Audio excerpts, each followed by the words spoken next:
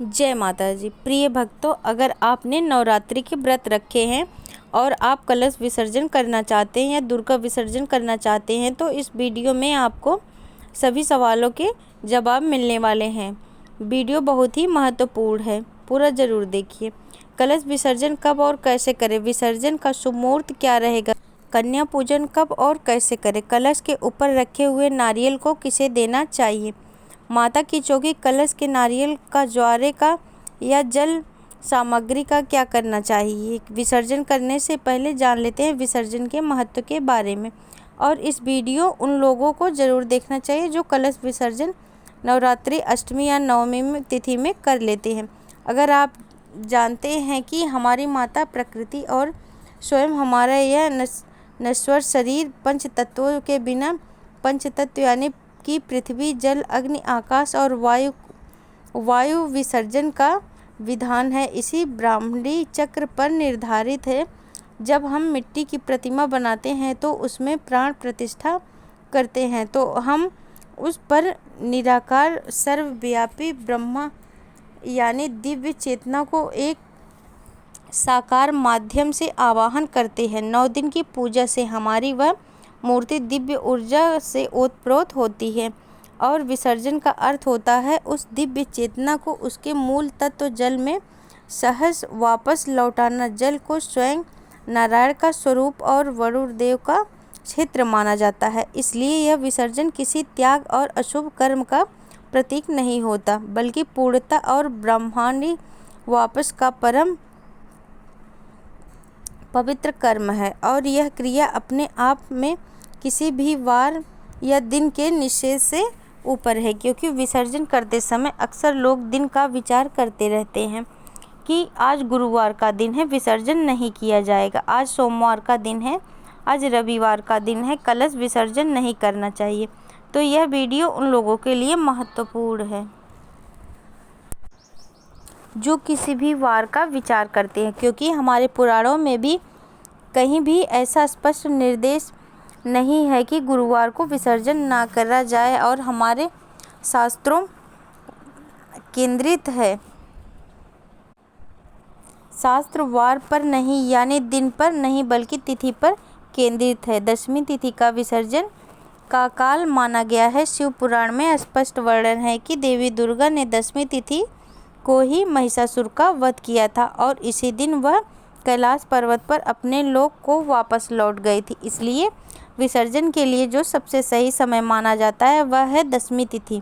कलिका पुराण में नवरात्रि व्रत के समापन के लिए एक समय स्पष्ट निर्धारित किया गया है, जिसके अनुसार अपराह्णे दशमत्या कुर्ता देव्या समापनम।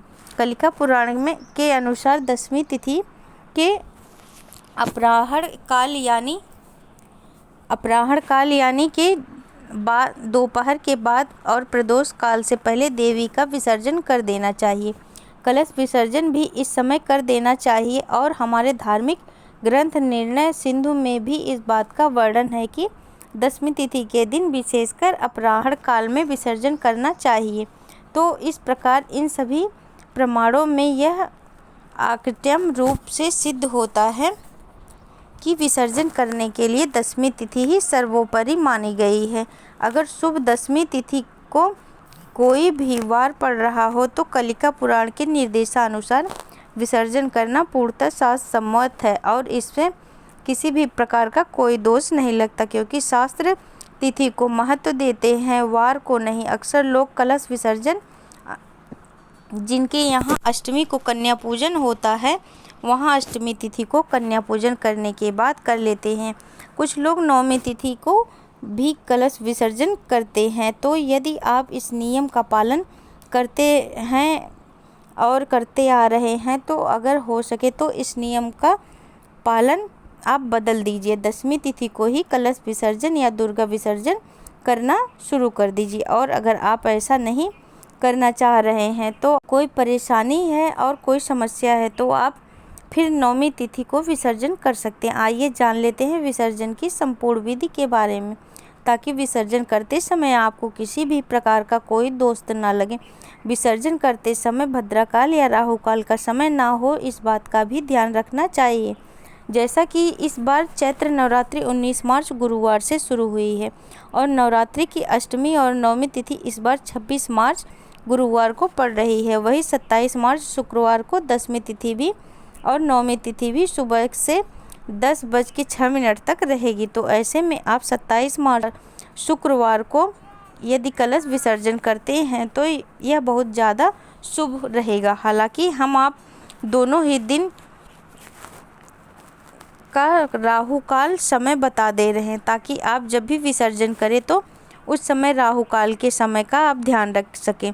26 मार्च गुरुवार को राहु काल दोपहर 1:30 से 3 बजे तक रहेगा और 27 मार्च शुक्रवार को राहु काल सुबह 10:30 से दोपहर 12 बजे तक रहेगा। इन दोनों समय में दोनों दिन में जो अलग अलग राहु काल का समय है उस समय विसर्जन ना करें। कलश विसर्जन की सही विधि के बारे में जान लीजिए। तो सुबह स्नान करने, साफ वस्त्र धारण करें, माता रानी की विधिवत पूजा करें, हाथ जोड़कर माँ से प्रार्थना करें कि हे माँ दुर्गे, आपने इन 9 पावन दिनों में हमारे घर पर पधार कर हमें आशीर्वाद दिया। अब आप अपने धाम को प्रस्थान कीजिए और हम सब पर अपनी कृपा कीजिए। यदि इन 9 दिनों के उपवास में, पूजा पाठ में हमसे कोई भी गलती हो गई हो तो उसका दोष हमें ना लगे। हम पर ऐसी कृपा करना। आज की विधि विधान से कलश विसर्जन करने जा रहे हैं। हम अज्ञानी हैं। यदि विसर्जन में हमसे कोई गलती हो जाए तो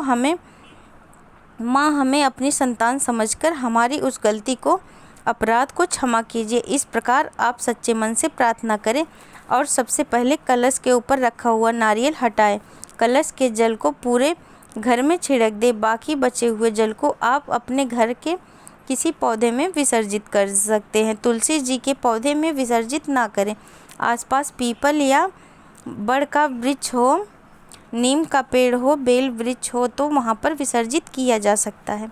और जिनके घर के आसपास इस तरह के पेड़ पौधे ना हो, पवित्र जगह ना हो, वे अपने घर के पौधे में विसर्जन कर सकते हैं।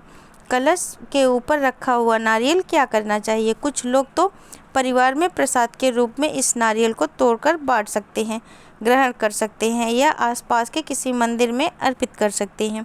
कभी भी नारियल को इधर उधर नहीं फेंकना चाहिए। सड़क के किनारे किसी पेड़ के नीचे नहीं रखना चाहिए। अगर संभव हो तो बहते हुए जल में इस नारियल को विसर्जित किया जा सकता है। नारियल यदि अंदर से खराब निकल जाए तो भी परेशान न हो। ऐसा हो सकता है कभी कभी कलश के अंदर जितना भी जल सामग्री डाली गई हो उसमें से एक का सिक्का निकालकर, और अगर आपने पंचरत्न डाले हैं तो कोई भी रत्न डाला है उसे निकालकर बाकी सामग्री को विसर्जन कर दिया जाता है। अगर आपके ज्वारे बोए हैं तो ज्वारों को भी आसपास की गौशाला में रख सकते हैं, गौ माता के लिए रख सकते हैं। अगर आपके आसपास ऐसी व्यवस्था नहीं है तो इन सभी ज्वारों को घर में किसी गमले में मिट्टी में दबा सकते हैं। मिट्टी के जो भी दिए आपने प्रयोग किए हुए हैं, मिट्टी का चौड़ा पात्र इस्तेमाल किया है, मिट्टी का कलश इस्तेमाल किया है, उन सबको भी आपको विसर्जन कर देना चाहिए। और विसर्जित करते के लिए आपने जो बड़े बड़े पात्र रखे हैं उसमें जल भरकर या पक्षियों के लिए खाना आदि रखकर उनका उपयोग कर सकते हैं। माता की चौकी अगली बार पूजा के लिए प्रयोग में ला सकते हैं। और जो नारियल के ऊपर चुनरी लपेटी या कलावा लपेटा है या पूजा में जितनी भी जगह आपने कलावा इस्तेमाल किया है उन सबको आप अपने परिवार में खुद के हाथों में बांध सकते हैं। चुनरी को आप घर के मुख्य द्वार के दरवाजे पर बांध सकते हैं या अपने घर के मंदिर में रख सकते हैं। चौकी पर रखी गई माता की प्रतिमा को वापस अपने आप मंदिर में रख दीजिए। गणेश भगवान जी की प्रतिमा को भी मंदिर में रख दीजिए। अगर आपने सुपारी के रूप में गणेश भगवान जी को स्थापित किया है तो पूजा में जितनी भी जगह आपने सुपारी इस्तेमाल की है उन सब का भी विसर्जन कर दिया जाता है। जितने भी बासी फूल पत्ते आदि उनका भी विसर्जन कर दिया जाता है। अक्षत आपने जहाँ जहाँ प्रयोग किए हैं या जौ या फिर गेहूँ भरकर रख सकते हैं उन सबको भी अक्षत या इस तरह जो भी सामग्री आपको जो पक्षियों के खाने लायक होती हैं उन्हें आप पक्षियों के लिए डाल सकते हैं या बहते हुए जल में आप विसर्जित कर सकती है। जिसका दोष नहीं लगता, विसर्जन करते समय पर्यावरण का अधिक ध्यान रखें। कोई भी ऐसी सामग्री जो जल को दूषित करती हो या जैसे प्लास्टिक आदि का कोई भी सामान आपको बाहर इधर उधर नहीं फेंकना है। और अगर आप ऐसी गलती करते हैं तो विसर्जन करते समय जो दोष लगता है उस पे आप भागीदारी बन सकते हैं। किसी भी पूजन सामग्री को इधर उधर नहीं डालना है। सड़क के किनारे कभी भूलकर भी नहीं विसर्जन करें। आपके घर पर बहुत सारी ऐसी परेशानियां आ सकती हैं जिसके बारे में आपने कभी नहीं सोचा होगा। इसलिए विसर्जन के लिए आसपास जगह ना मिले तो नदी तालाब की व्यवस्था ना हो, कोई पवित्र जगह ना हो तो कोई पवित्र पेड़ पौधा ना हो तो सभी सामग्रियों का विसर्जन अपने घर में किसी भी खाली गमले में मिट्टी में दबाकर भरकर रख सकते हैं। कन्या पूजन अष्टमी और नवमी तिथि को किया जाता है। तो कन्या पूजन करते समय ध्यान रखें कि कन्याओं को सबसे पहले प्रसाद दें, पहले उनका तिलक आदि करके पूजन करें और सबसे पहले कलावा बांधे टीका लगाएं, फिर प्रसाद के रूप में हलवा पूरी और चने दें। उसके बाद में उन्हें सात्विक भोजन कराएं और विदा करने से पहले कन्याओं के साथ एक बटुक भैरव का भी पूजन करके उन सभी को भेंट स्वरूप में दक्षिणा दें या उनके काम आने वाली वस्तुओं को भी उन्हें भेंट स्वरूप में दे सकते हैं। कन्या पूजन करने के से यदि माँ दुर्गा की पूजा में कोई कमी रह गई हो तो वह पूर्ण हो जाती है।